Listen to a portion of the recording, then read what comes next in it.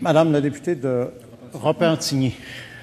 Monsieur le Président, en 2014, le Conseil québécois des services de garde éducatifs à l'enfance dénonçait l'existence de places fantômes, soit des places subventionnées par le gouvernement et non occupées par des enfants. Le Conseil avait alors évalué le coût de cette pratique à environ 15 millions par année et affirmait que c'était un chiffre très conservateur. Selon la commission Robillard, l'État aurait versé 280 millions en subventions pour des jours d'occupation sans présence d'enfants en 2013-2014. Outre les absences liées aux vacances et aux maladies, cette situation s'expliquerait par une différence entre les jours de fréquentation convenus dans les ententes de services et la consommation réelle. Il s'ensuit des pertes énormes d'argent alors que le gouvernement peine à financer les services de garde subventionnés. Combien d'argent a été récupéré depuis que le gouvernement est au pouvoir? Monsieur le ministre de la Famille. La préoccupation à l'égard des places fantômes existe et existe tous les jours pour des raisons fort simples, Monsieur le Président. Ce qu'on cherche à faire, c'est de s'assurer que lorsqu'on finance des services de garde, et on le fait à la journée, qu'il y ait des enfants présents dans la place que l'on subventionne.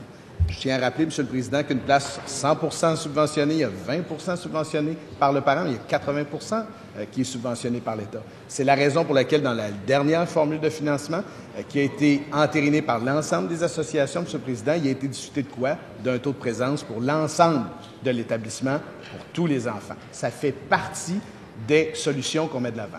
Il y avait le projet de loi qui avait été déposé par ma prédécesseur, Monsieur le Président, qui a traité en partie de ces questions-là. On va y revenir plus tard à l'automne. Puis y revenir pourquoi, Monsieur le Président? Parce qu'on tente actuellement de s'assurer qu'avec le guichet unique qu'on a mis en place, on a eu l'occasion d'en parler à plusieurs occasions lors des crédits, Monsieur le Président, qu'on ait un portrait total et complet de la situation actuelle. Alors, il n'y a plus, comme il y avait avant, autant de possibilités, Monsieur le Président, de se retrouver avec des places vides subventionnées par l'État, mais il faut toujours être vigilant, Monsieur le Président. Première complémentaire, Madame la députée de Repentigny. Monsieur le Président, en 2014, le gouvernement connaissait déjà le problème des places fantômes. Le gouvernement a d'ailleurs voulu régler la situation en déposant le projet de loi 27, projet de loi bâclé qui a été depuis tabletté. Le ministre n'a pas répondu à ma question. Les Québécois ont le droit de savoir combien d'argent a été récupéré depuis que le gouvernement est au pouvoir. Monsieur le ministre de la Famille. Monsieur le Président, je vais reprendre l'explication que j'ai donnée à la collègue. On a eu l'occasion longuement d'en parler durant les crédits et je vais le faire encore. J'ai avisé les gens de cette Assemblée, Monsieur le Président, que cet automne, on aurait un portrait beaucoup plus complet de la situation de l'occupation dans nos services de garde. On va être capable, Monsieur le Président, à l'avenir aussi de déterminer comment on va faire le développement dans l'avenir, parce qu'actuellement, on fait comment, Monsieur le Président? On travaille en fonction des plans de développement qu'on a mis de l'avant dans le passé. Alors, on a annoncé des plans. Le Parti québécois, d'ailleurs, avait annoncé en 2013 un plan de 15 000 places, Monsieur le Président. On n'avait même pas fini de développer le plan précédent. Alors, on est dans la situation où, là, on développe des plans, on développe des places, des années après les avoir annoncées, ce qui fait que, parfois, l'enfant pour qui on y avait pensé se retrouve au primaire, Monsieur le Président. Deuxième complémentaire, Madame la députée de Repentigny.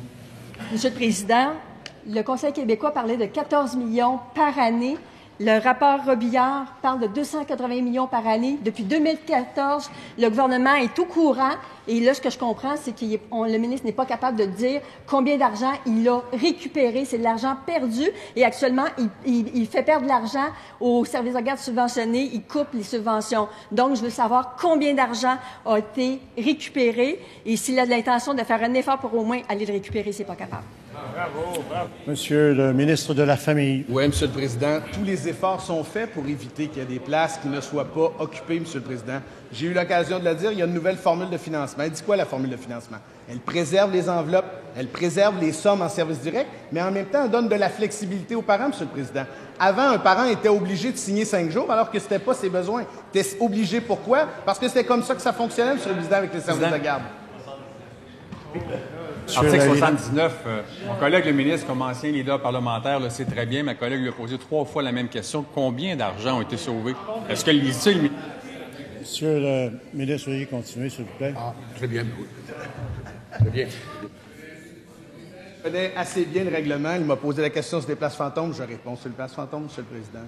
J'ai dit que nous tentons à chaque occasion, Monsieur le Président, qu'il n'y ait plus de ces places-là dans notre système. Pourquoi, Monsieur le Président? Parce que 80% des sommes qui sont investies dans la subvention de la journée, Monsieur le Président, sont payés par les contribuables. Principal, Monsieur le député.